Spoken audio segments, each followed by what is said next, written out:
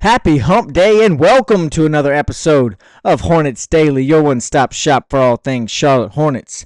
As always, we're presented by the good people over at FanArc, and I'm your host, Vance Ballard, but you already know you can call me VB. I want to thank everybody for joining us today, watching along with us out there. If you haven't already, hit that subscribe button, leave a like and a comment down in the comment section. As you know, we enjoy watching you guys interact, hearing what you think about what's going on the show as we continue to grow and build this Hornets Daily family here on the program. On the docket for today, we've got a few things, got some buzz happening down in the Queen City. ESPN has released their top 100 players in the NBA, and LaMelo Ball and Brandon Miller have made the list, but not in the same spot as last year. We'll talk about that a little bit today. Will the Houston Rockets be getting on the phone with the Hornets, trying to acquire some or one of their guards after the Fred VanVleet injury? We'll discuss that today as well. We've got a trip out to the rumor mill scheduled for the program today, and then we're going to wrap things up with step 2 out of 5 of those steps to becoming a contender in the Eastern Conference that we started yesterday. Now, you know we don't beat around the bush here. We dive headfirst into the program right here on Hornets Daily, and let's do exactly that today. As I mentioned, ESPN has released their top 100 players in the NBA rankings, and while still featured on the list, both Brandon Miller and LaMelo Ball have dropped from their previous spots last year. Brandon Miller went from number 68 to number 76. LaMelo Ball drops from 50 to 63. Now, does this actually mean anything? No, probably not. But it is still interesting, in my opinion, to think about why they dropped in their rankings. Now, for Brandon Miller, I think it has nothing to do with his play on the courts, especially since he didn't get to play that much on the court last year. But I think the fact that he missed the majority of the season due to injury is probably got a lot to do with why he dropped. We all know he was on track. If he had finished last season, he was on track to move up in those top 100 rankings. As a matter of fact, not down. But he did miss most of the year, and I think that's got a whole lot to do with why he was moved back to number 76 from the ESPN insiders who vote and make those rankings. If Brandon Miller can stay healthy, however, there is no doubt in my mind that after this season he will shoot way back up from 76 back into a more realistic territory as to what he is actually capable of in the NBA. Now, LaMelo, as we know, also missed most of the year again, which can attribute to his fall as well. But he has a little more to nitpick. He's got a little more criticisms. It's not just his injury. His play on the court may have a little bit to do with him falling as well. His offensive inefficiency was not very good last year. He had one of his lower shooting percentages, especially from three-point range, of his career last year, and his lack of improvement on the defensive end. Now, we know that's got a lot to do with his body holding up with his injuries and whatnot, but his lack of improvement on that end of the floor also probably played a role in why he slid down in the rankings. Last year, of course, we've talked about that. Again, that means last year is what I was talking about defensively there. Of course, we've talked about him putting in the work this summer. It seems and sounds from everything we've heard like he is doing what is necessary to improve on that defensive end of the floor, which, rankings aside, if Hornets fans can see that take place, then that'll make the fan base much happier and probably instill a little bit more belief in LaMelo Ball as the leader of this team. Now, the one argument you could make against LaMelo dropping is that he did average a career high last year, 25.2 points per game. But again, that comes on the brinks of not the most efficient scoring and not the best shooting from long range. So again, that just gets back to the offensive inefficiency, which has got a lot to do with why he fell in the rankings the way he did. He's in the same boat as Brandon Miller, however, in my opinion. If he plays a whole season or the majority of one, he too will move back up in the rankings, and he will prove to the NBA insiders, the people over at ESPN making the list, that he is worthy of a higher spot than where they have him now. Speaking of some guards on this Hornets team, we've talked a lot about the abundance, the log jam, the overflow, whatever word you want to use to describe the guard room currently in Charlotte. We know there are a lot of talented assets at that position for the Charlotte Hornets. And if you don't know by now, the Houston Rockets may be interested in acquiring one or multiple of those guards.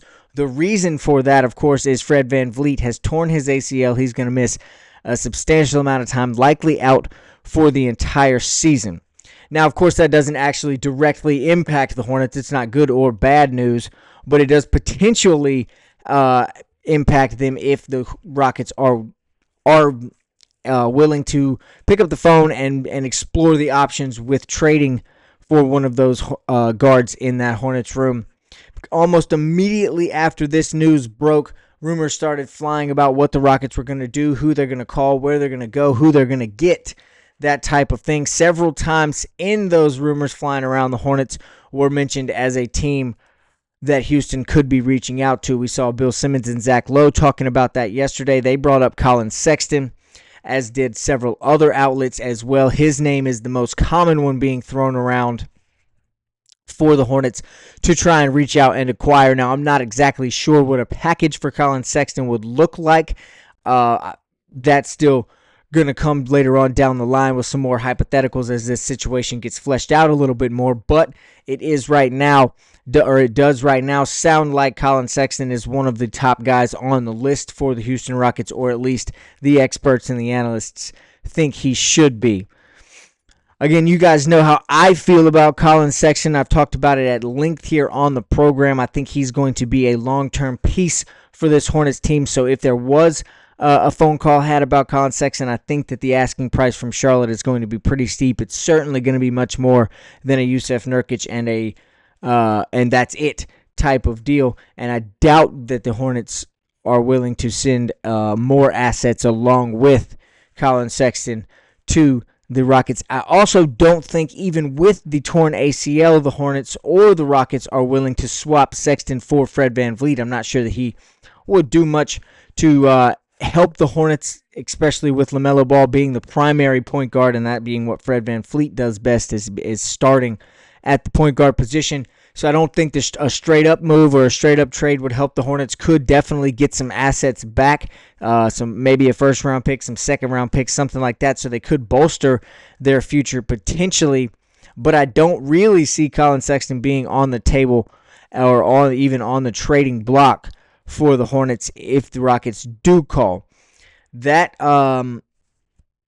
makes sense to me, like I say, because you guys have heard me go to bat for Colin Sexton several times this summer. Again, I think he's going to be a crucial piece of the team this year, and I think he's going to leave a lasting enough impact on the front office, on the coaching staff, on the players around him, that he will get some sort of extension signed here in Charlotte after this year. Again, I could be wrong about that. That's just me speculating, but I definitely don't think he is on the table to be traded away. I think the Hornets would much rather prefer to see what they have in Colin Sexton with him being on the roster. Now, other names on the list, Spencer Dinwiddie, guys like Nick Smith Jr., they've all been thrown around, been tied to the Hornets or to the Rockets, trying to reach out and acquire them. We know Dinwiddie would fit. Honestly, he would probably be a little bit better overall fit for what the Rockets need done right now. Anyway, Sexton can play the point guard, but he's not like the most traditional of point guards. He doesn't jump right off the page at you when you're talking about floor generals, guys who can command an offense. But Spencer Dinwiddie, on the other hand, falls into both of those categories. He's a veteran leader. He can score double digits a night if he needs to. He's not careless with the basketball. He's got a really high IQ, great passing ability, and good vision. So I personally think he would be a more comfortable fit with the Rockets, as he would just have to run the floor, run the offense, and let the pieces and the young players around him that the Rockets do have do most of the work while he just keeps the possessions alive. Nick Smith Jr. also been thrown around. The Hornets could probably get a second-ish round pick back in return for him if the Rockets wanted to just kind of use him as a place filler until Fred VanVleet gets back and not have to give up a major haul on the other end for him. Then it could be guys like Nick Smith Jr. Now, the Hornets will almost guaranteed to get a call from Houston just because of the depth, of the abundance, of the the log jam, if you will, of that guard room. I know that is something the Rockets will need desperately. If they want to continue to compete in the position that they're in now, they're going to need to make a move or a phone call at some point, and I think the Hornets are definitely going to get one. It's just a matter of how they receive it, how they answer it, and what they're willing to move on from. Again, I don't think that's Colin Sexton, but I could be wrong. Stranger things have absolutely happened.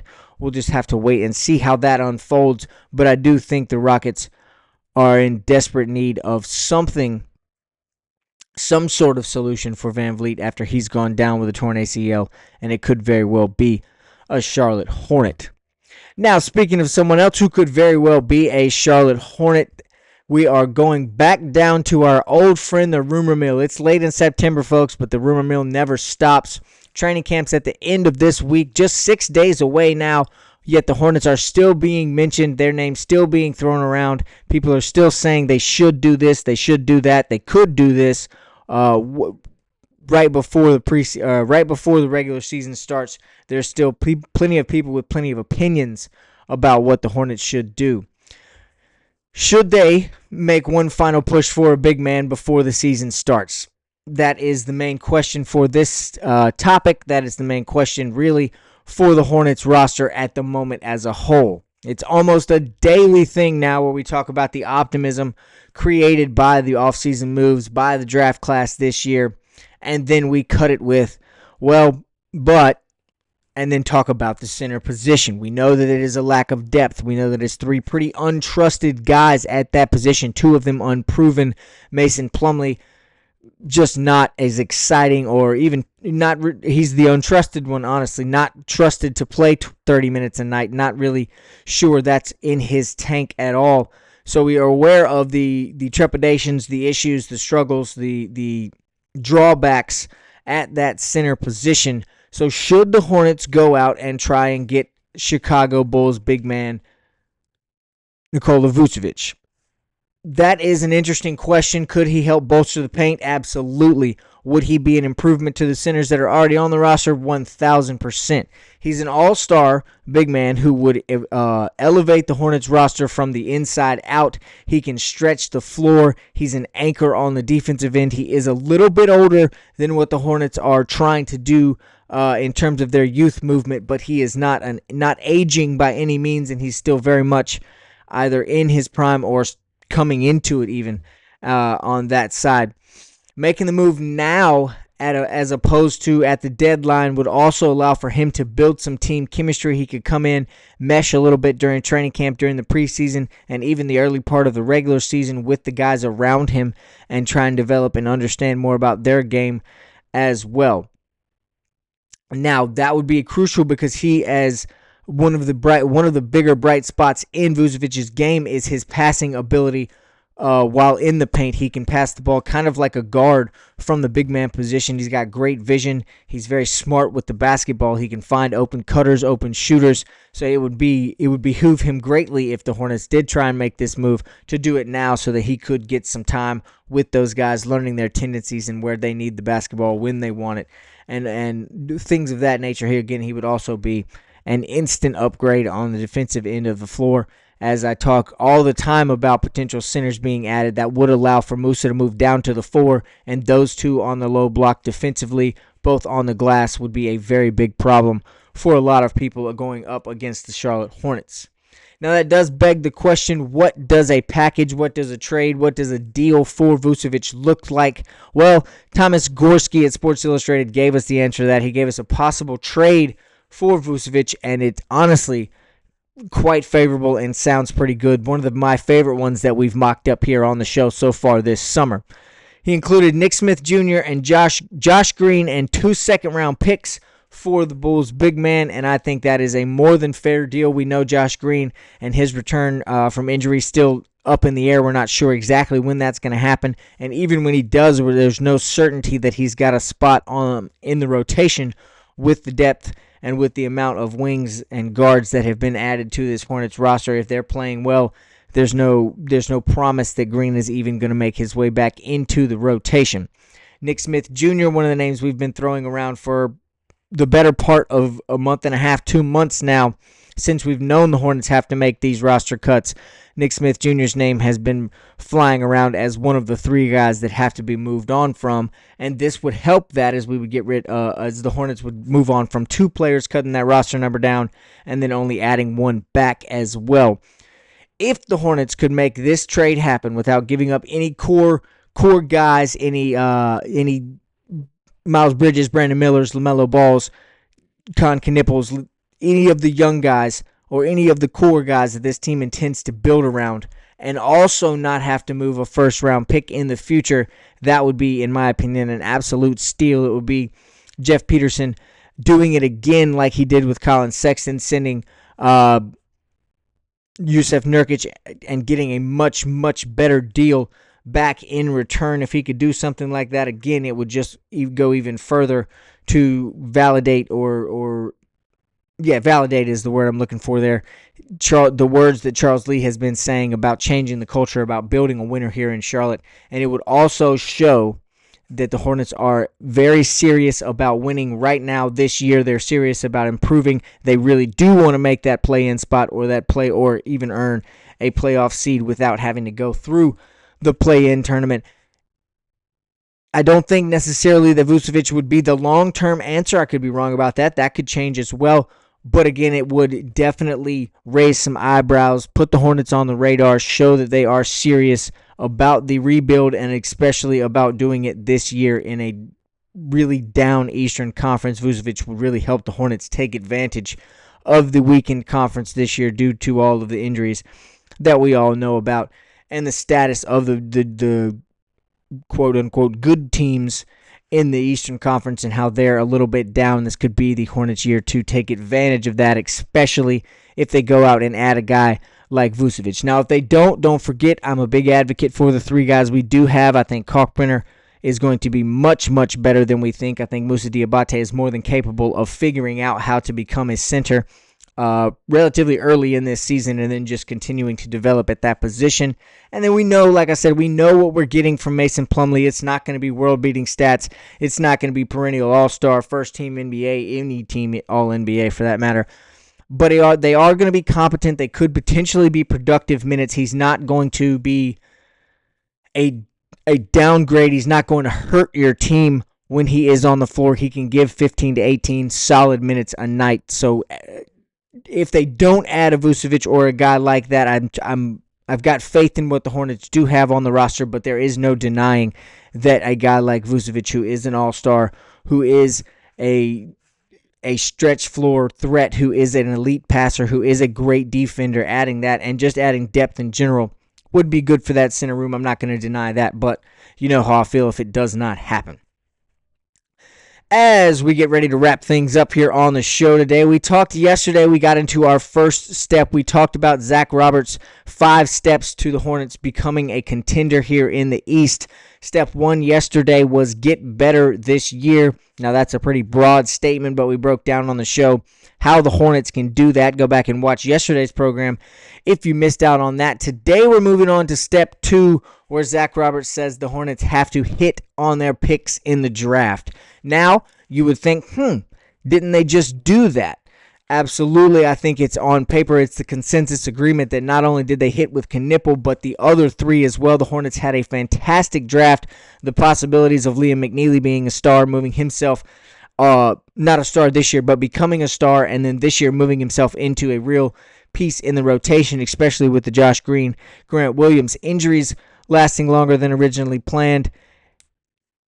He could be a real potential good piece going forward for this Hornets team. Sion James may have to take a little more of a lighter load, of a lighter role this year, but over time, he too is going to be a very important piece of this Hornets defense. He's probably, I don't think this is crazy, but he's probably one of the 3 maybe best defender on ball on the perimeter on the Hornets roster already as it sits. So if he can continue to develop that, get his offensive game just a little bit more threatening, then Sion James too will make a great impact here with the Hornets. And we already know, I've talked about Ryan Kalkbrenner at length for the last 2 weeks, so I think he's going to make an impact as well.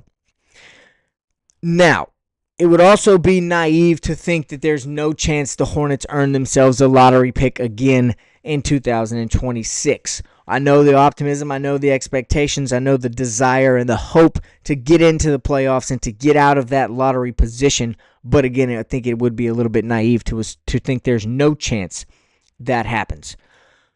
If it is a lottery pick, then Zach Roberts thinks this pick could be crucial and is a must-hit for the Charlotte Hornets. Now, here's something I do almost pretty strongly disagree with Zach Roberts for. I know based on last year he's not exactly wrong, but calling it this early doesn't feel right. Just doesn't feel right to me. Roberts says the Hornets, quote, missed on the Tajon Salon pick, which makes this next year's pick even more important to be a hit on.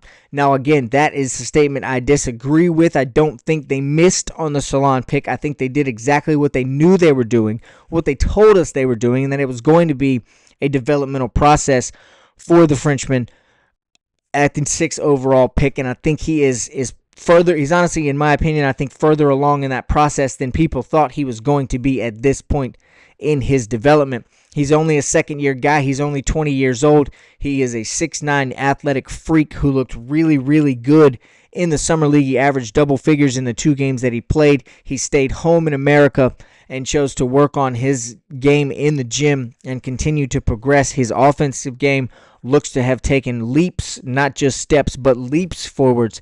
He's added some tricks to his bag, as well as a jump shot. He hit several nice jump shots in the summer league. He hit a turnaround fadeaway in a couple guys' face. So if he can continue to deepen that offensive bag, then I don't think by any means he's going to be considered a miss. And I'm almost certain that by the end of this year, he will have done away with a lot of those thoughts of him being a bust or him being the wrong pick or the Hornets having missed with him at the 6th overall pick. I think he is going to develop into the type of talent that is worthy of that draft pick that he took. But again, it was pretty well known he was just a developmental piece when drafted at the number 6 overall pick last year.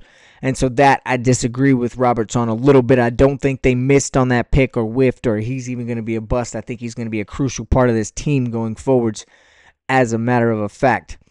Again, Roberts says it's crucial to nail the 2026 pick to give more pieces around Brandon Miller and LaMelo Ball, as well as the young guys if Nipple works out. Another guy to build around. Miles Bridges could still be in town. He could still be a piece. He is a 20-point-per-game scorer. Let's not forget about that. So he's somebody to bring pieces around as well. And that part I do not disagree with. And I'm also not saying the Hornets won't get a lottery pick. Again, I think it would be naive to think there's no chance. I do think there is a real good shot that the Hornets make the play-in at the very least. This roster is set up to do so, but again, I'm not arguing or saying there's no chance it won't be a lottery pick. So I understand the importance of that if it is, and even the importance if it's not, that the Hornets get someone who is going to click, who's going to mesh with their team and with Charles Lee's systems. Now, it's way, way, way too early to be thinking about who that pick should be. I know there's a few mock drafts floating around out there for the real sickos, but it is still, in my opinion, a little bit early to try and figure out who that pick should be, where it's going to come, what number the Hornets will be picking. I think all that is better saved for a later date down the road, but it will be crucial for Jeff Peterson to have a draft like this one again, another one that brings optimism with the class, whether it be 2 picks, 4 picks, whatever that is. Peterson is going to need to hit a home run, at least in theory or on paper, like he has so far in this draft. We obviously still have to wait until those rookies take the floor to see if they are a true home run or not, but it feels that way at least right now. So again, all those things, something to keep an eye on. Let us know what you think about what's going on the show today. That's going to wrap things up. And again, if you haven't already, smash that subscribe button. As always, thanks for watching. Leave a like and a comment down in the comment section. Let me know what you think about the Houston Rockets reaching out to the Hornets, or what about adding Vucevic here late in the offseason before the regular season gets started. Let me know what you guys think. Leave a like down and a comment down in the comment section. And as always, we'll see you right back here tomorrow for another episode of Hornets Daily.